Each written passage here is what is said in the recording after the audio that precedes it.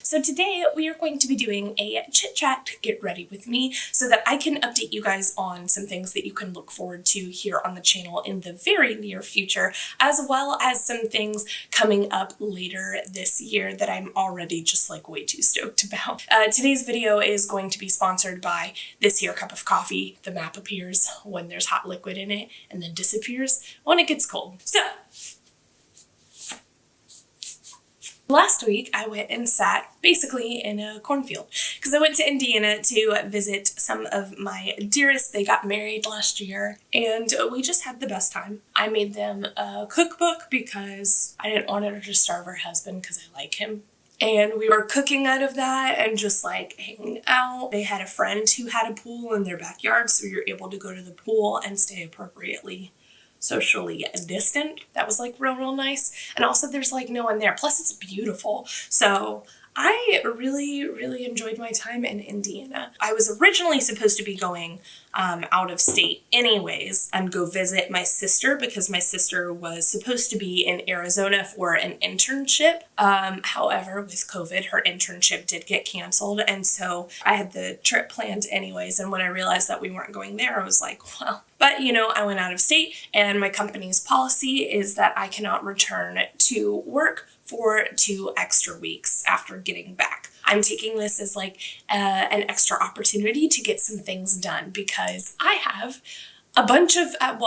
I have 2 really important series coming up this year that I just am the most excited about. One of them, which you guys will see the soonest, is going to be the Christmas in July miniseries. In 2018, that was the dawn, the birth, the genesis of this channel, if you will. It was Jingle the Elf, who was my first video ever on YouTube and the first character that I ever fully created and like imagined from head to toe. And then the second one was Oatmeal the Snowman.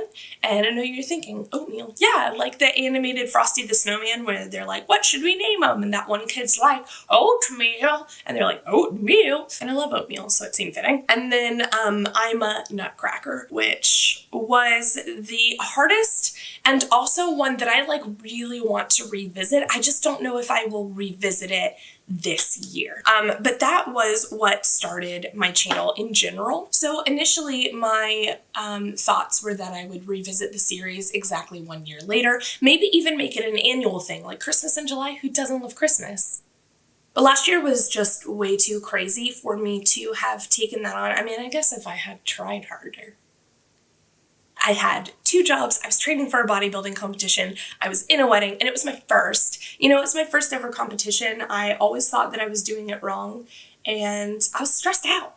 So the fact that I got as many videos out last year as I did, I just have to have grace with myself and be like, good job. Even though on the inside I'm like, not good enough. Which is why this year I've tried to set a schedule and just be like a lot more active as far as like creating goes, because I notice that I just feel like I just am better when I'm working out and when I am body painting or sitting down and creating. So this year, Christmas in July will absolutely be a thing. I do have these additional 2 weeks off, so I am going to take advantage of that, use it, make sure that I have as many videos ready as I think that I need. I'd like to give myself a little bit of a push so that if anything like happens, you know, and I'm unable to film like one of the days that I've set aside, because like I do have a schedule, you know, when I'm like in my routine, I'm like, you film on this morning, you edit in this afternoon. Sometimes your personality, she's just not there because you're tired. Anyways, tell me what you guys are up to at this point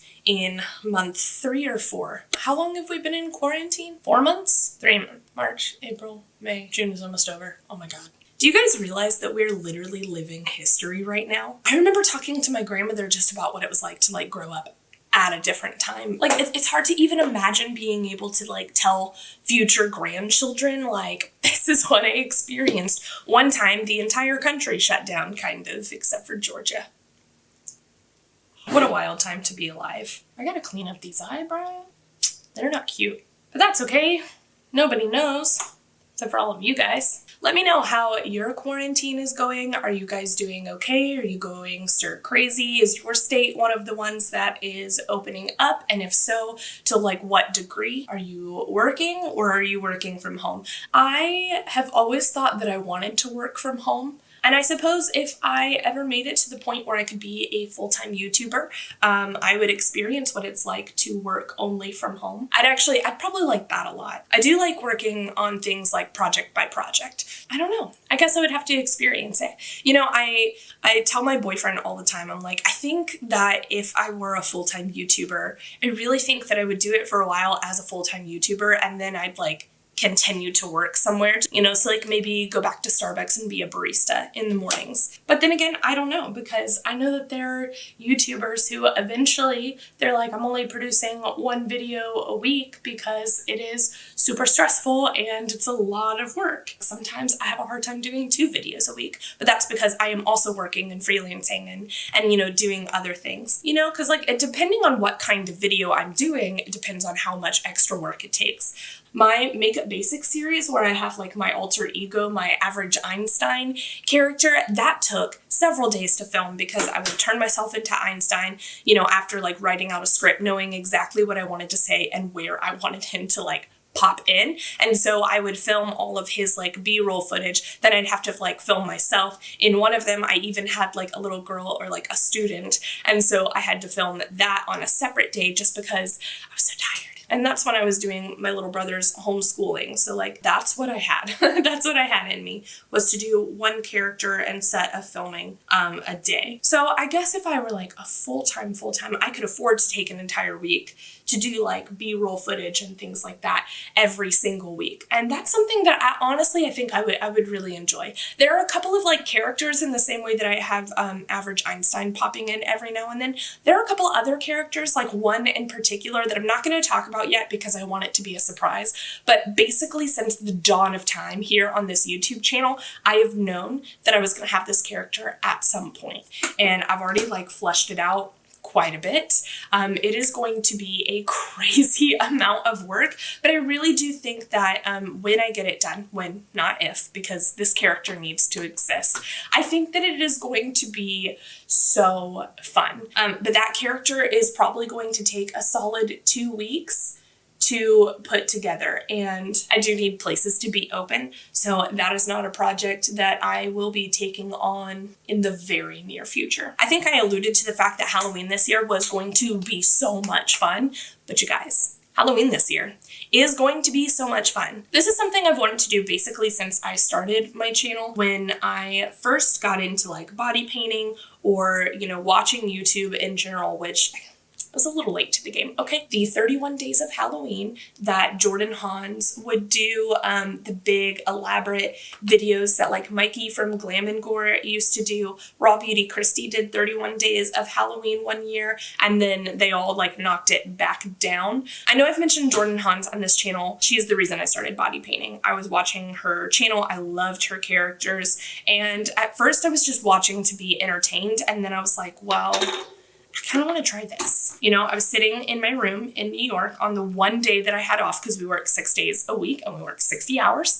And on that one day off, I was like, I'm going to go stir crazy if I don't pick up a hobby, because I don't rust well. I just can't. But anyways, so I would sit in my room, and I had borrowed some of the like cheap face paint that we were using for like the kids' haunted house. Very basic colors. It wasn't the highest quality paint, but I was so determined to learn how to paint like a skull, which I still kind of struggle with, by the way. I've done, I think, 3 overall, and it's not that they're not good, it's just that they're not excellent.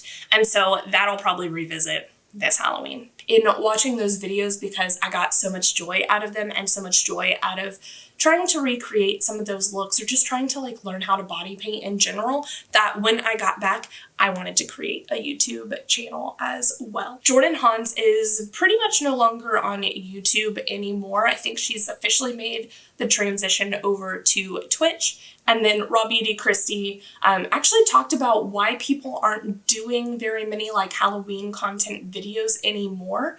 And that is simply because YouTube, despite all of the many things that could be potentially offensive that you can still upload, they started demonetizing a bunch of videos with, simulated injuries or anything quite like that, which around Halloween, like, that's the kind of content that, like, makeup people or just, like, creeps like me want to see. And unfortunately, like, it is a crazy amount of work. And so I completely understand that YouTubers are taking a step back. Like, YouTubers you could normally count on for that kind of content, they're taking a huge step back from making things like that because it's not worth the amount of work if they're not going to make any money whatsoever.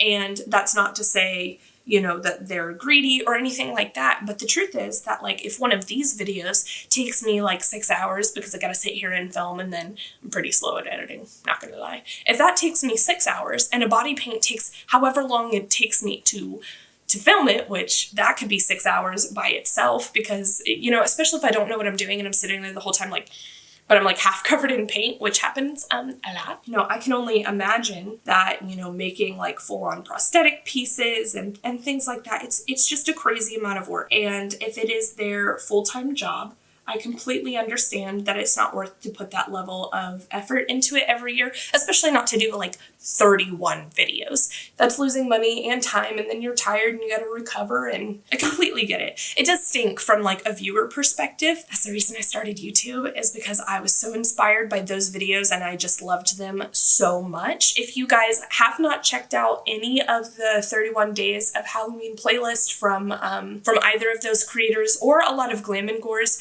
videos as well. I don't know that she ever did 31 days, but she does Halloween like all year round. So